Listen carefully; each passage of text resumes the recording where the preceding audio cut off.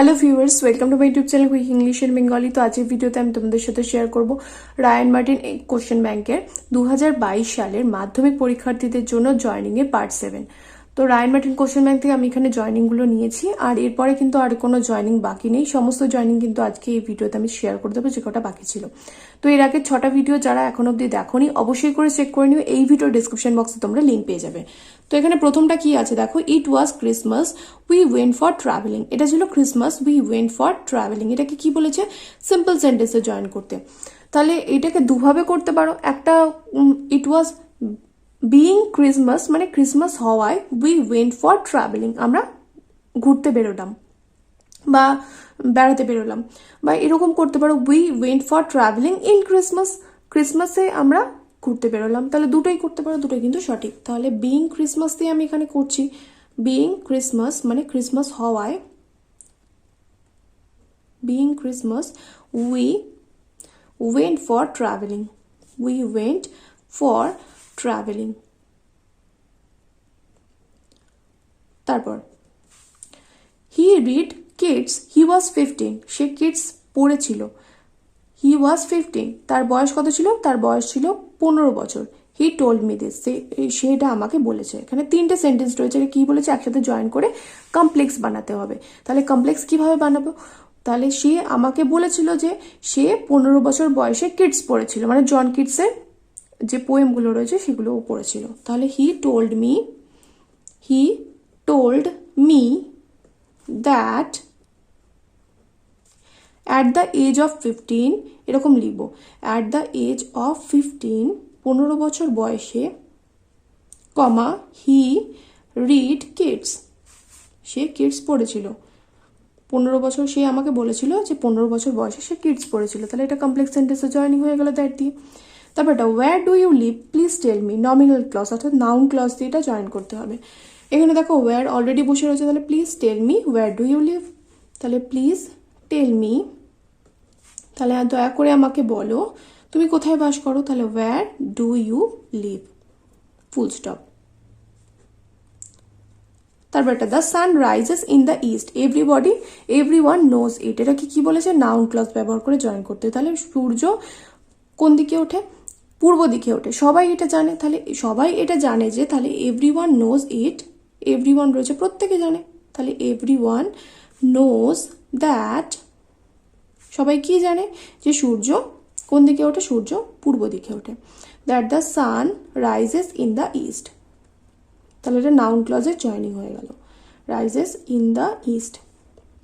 Next তারপর এটা she was very tired, he was very tired he could not walk anymore, সে খুব ক্লান্ত, সে আর হাঁটতে পারছে না। তাহলে এখানে কি ব্যবহার করতে বলেছে? টু আর TOO আর TO2 ব্যবহার করতে বলেছে। এর আগেও আমি TOO দিয়ে কিন্তু জয়নিং দেখিয়েছি তোমাদের। তাহলে ভেরির পরিবর্তে এখানে TOO ব্যবহার করব। তাহলে সে এতটাই ক্লান্ত যে সে আর হাঁটতে পারছে না। তাহলে হি ওয়াজ এতটাই ক্লান্ত ছিল, তাহলে he was too tired to walk anymore, to walk anymore, full stop. Next তারপরটা he was weeping he could not speak, মানে সে কাঁদছিল, হি কুড নট স্পিক, সে কথা বলতে পারলো না। তাহলে এটা কি বলেছে? কম্পাউন্ড সেন্টেন্সে জয়েন করতে। তাহলে যে সে কাঁদছিল তাই সে কথা বলতে পারলো না, তাহলে সো দিয়ে এখানে লিখবো।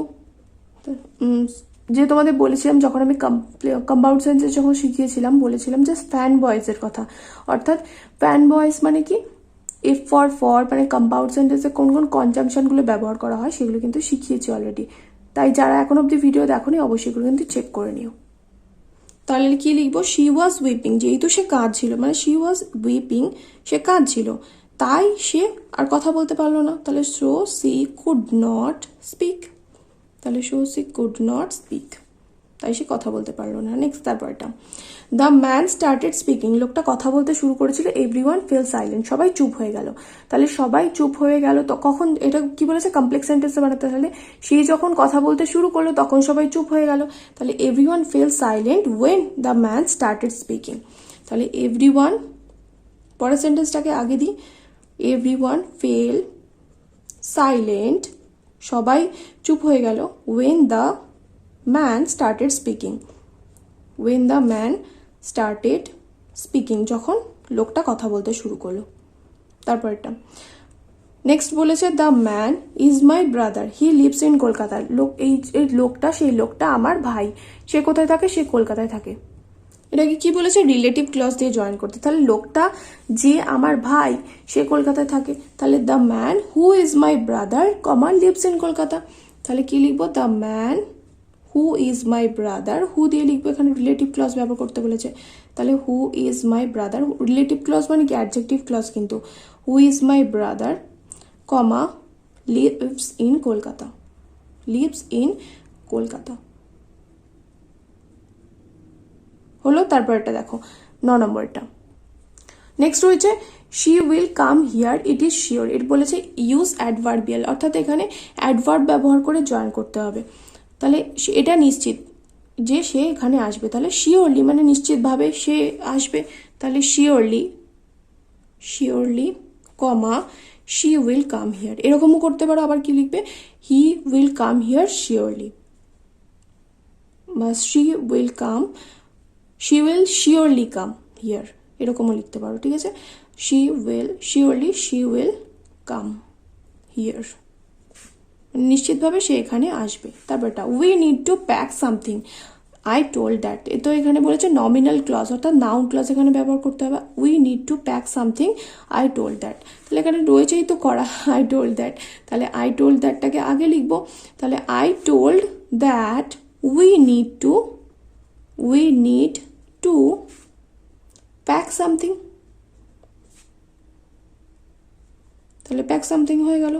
নেক্সট তারপরটা write correctly you will not pass in the examination, you will not pass in the examination, past নয়, পাস ইন দ্য এক্সামিনেশন। সঠিকভাবে লেখো বা শুদ্ধভাবে লেখো you will not pass in the examination, না হলে তুমি পরীক্ষায় পাস করবে না। তাহলে পরিষ্কার মানে সঠিকভাবে লেখো পরীক্ষায় পাস করার জন্য। তাহলে ইফ দিয়েও এটা করতে পারো, আবার write correctly to pass in the examination এরকমও লিখতে পারো। তাহলে write correctly to pass the examination, তাহলে write correctly to pass the examination আমি এটা লিখছি, মানে পরীক্ষায় পাস করার জন্য সঠিকভাবে লেখো। তাহলে ইন দ্য এক্সামিনেশন। নেক্সট তারপরটা 12 নম্বরটা রয়েছে the boy came to me last night, he was my classmate.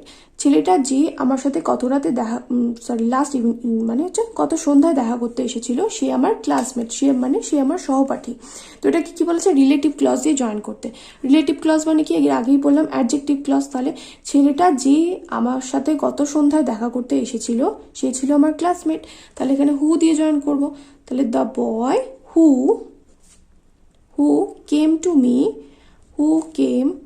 me last night, comma was my classmate,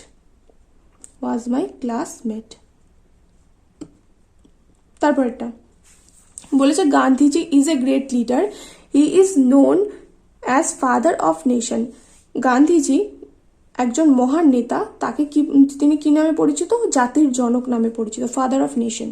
এটাকে কি বলেছে? সিম্পল সেন্টেন্সে জয়েন করতে। তাহলে এটা কমা কমা দিয়ে আমরা লিখবো। কিভাবে লিখবো?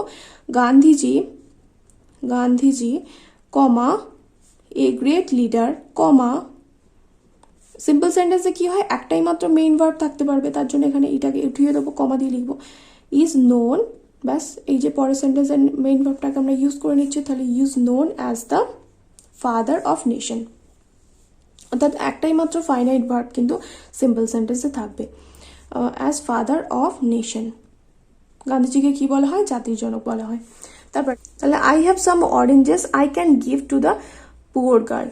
এটাকে কি বলেছে? ইনফিনিটিভ দিয়ে জয়েন করতে। তাহলে আমার কাছে কিছু কমলা লেবু রয়েছে, তাহলে আই হ্যাভ সাম অরেঞ্জেস, মেয়েটাকে দেওয়ার জন্য, তাহলে গরিব মেয়েটাকে দেওয়ার জন্য। তাহলে অরেঞ্জেস টু গিভ, এখানে গিফটটা হচ্ছে মেইন ভার্ব, আর কারণ ক্যানের আগে তো বসবে না, ক্যানটা তো মোডাল, তো to give to the poor girl, full stop. Next, Dr. APJ Abdul Kalam was a great scientist. He became president of India. এটাকে বলেছে কমপ্লেক্স সেন্টেন্স বানাতে। তো খুবই সহজ, হু দিয়ে করে দেবো, একদমই সহজ। এটা আর ডিটেলসে আর কিছু বলছি না, কারণ এর আগে এরকম হু দিয়ে আমি অনেকগুলো জয়েন করিয়েছি। তাহলে doctor APJ Abdul Kalam who was a great scientist, who was a great scientist, G R E A T great scientist, SCIENTIST scientist, comma, became president of India, became president of India. ভারতের উনি প্রেসিডেন্ট অর্থাৎ রাষ্ট্রপতি হয়েছিলেন। তিনি ছিলেন একজন মহান বিজ্ঞানী। তারপরটা লাস্টেরটা তোমাদের হোমওয়ার্ক, দেখি কতজন তোমরা কমেন্ট করে জানাতে পারো। তো কি রয়েছে এখানে, I was annoyed, I kept quiet. এখানে রয়েছে অ্যাডভার্সেটিভ কনজাংশন, অ্যাডভার্সেটিভ কনজাংশন দিয়ে তোমরা এটাকে জয়েন করবে। আমি বলে দিচ্ছি, একটু হেল্প করে দিচ্ছি, ইয়েট দিয়ে জয়েন করবে। I was annoyed, I kept quiet. আমি অ্যানয়েড মানে বিরক্ত ছিলাম, আই কেপ্ট কোয়াইট আমি চুপ করেছিলাম, মানে আমার বিরক্তিবোধ হচ্ছিল তাও আমি চুপ করেছিলাম। তো দেখি কতজন তোমরা কমেন্ট করে জানাতে পারো উত্তরটা কী হবে। দেখা হবে নেক্সট ভিডিওতে। Children by.